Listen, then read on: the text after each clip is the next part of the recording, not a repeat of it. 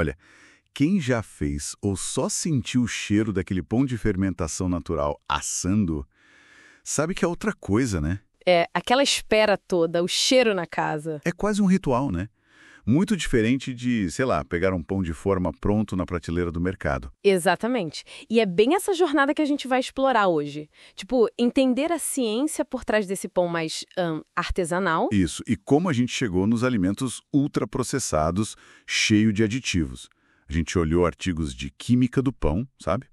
Textos sobre aditivos, a visão da Anvisa. E também revisões científicas sobre o impacto disso tudo na saúde, né? Sim, a ideia é essa. Conectar o preparo mais tradicional com a indústria de hoje e o que isso, enfim, significa para a nossa alimentação. Legal. Então, vamos começar por essa mágica aí da fermentação natural, o tal do sourdough. O processo é bem mais longo, manual quase. Usa um fermento vivo, né? Uma mistura de farinha e água. Isso, que é colonizada por leveduras e bactérias que estão ali no ambiente, na própria farinha. São selvagens, digamos assim. E a química por trás disso? Ah, é fascinante. As leveduras, que são fungos, comem os açúcares da farinha, que vem do amido quebrado pelas enzimas, né? E soltam gás carbônico. É isso que faz a massa crescer. Ah, o CO2. Exato. E produzem um pouco de álcool também.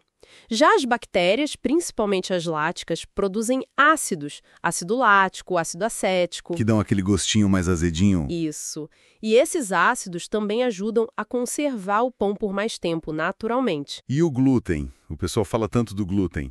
No pão artesanal, sovar, fazer as dobras, parece fundamental. É crucial. O glúten são proteínas, a gliadina e a glutenina. Quando você mistura com água e trabalha a massa, sovando, dobrando, elas formam uma rede elástica. Uma rede que segura o gás. Perfeito. Segura o gás da fermentação, dá estrutura para o pão, aquela elasticidade.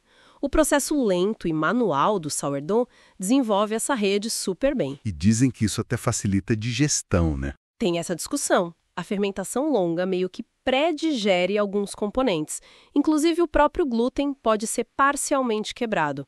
E, geralmente, o índice glicêmico é mais baixo que o do pão branco comum. Mas, claro, nem sempre o pão foi feito assim, em larga escala, né? A produção mudou muito. Nossa, radicalmente. Antigamente era em casa ou em padarias pequenas. Aí veio o século XIX, século XX, a indústria entrou com força.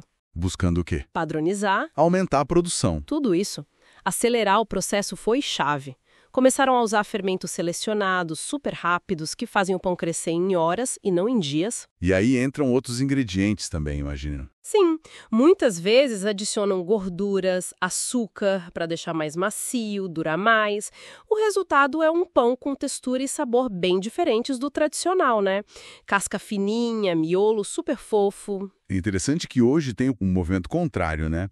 De resgate dessa panificação mais antiga, artesanal. Pois é, um resgate importante.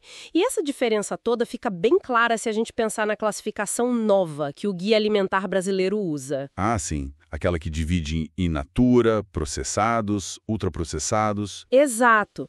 Um pão de padaria simples, com farinha, água, sal e fermento, seria processado. Agora, muitos pães de forma industrializados... Caem dos ultraprocessados. Geralmente sim. A definição é formulações industriais.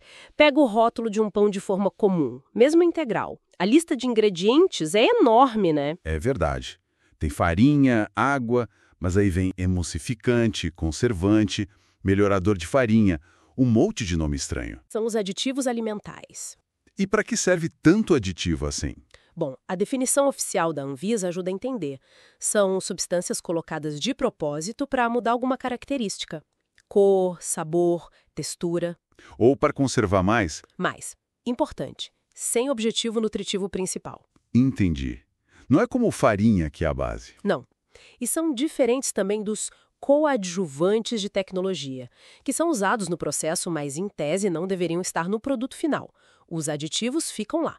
Certo. Então tem conservante para durar mais, corante para ficar mais bonito, emulsificante para a textura ficar homogênea. Isso. E aromatizante para dar cheiro ou gosto, antioxidante para a gordura não ficar rançosa. A Anvisa regula quais podem ser usados, em que quantidade, para cada tipo de alimento. Tem toda uma legislação.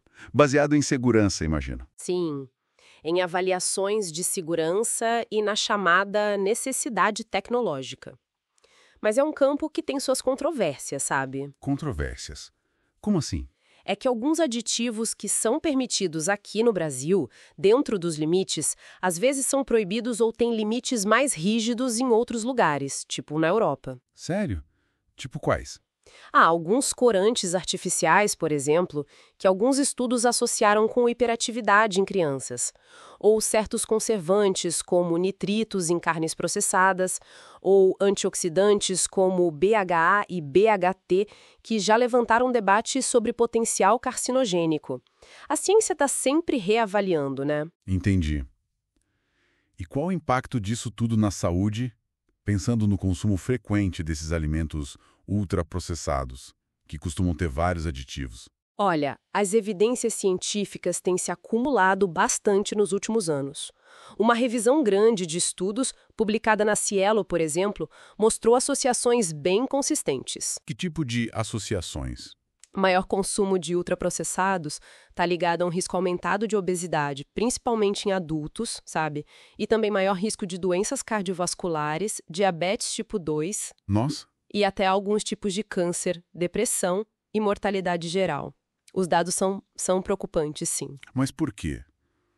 É só porque tem mais açúcar, gordura, sal? Não só isso, é mais complexo. Claro que o perfil nutricional geralmente é ruim, muita caloria, poucos nutrientes, pouca fibra.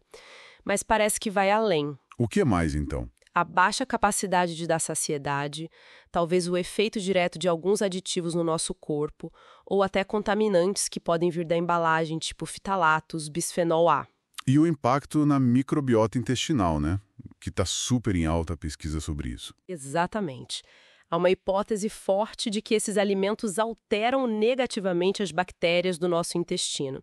O ponto central parece ser o grau de processamento em si. Faz todo sentido.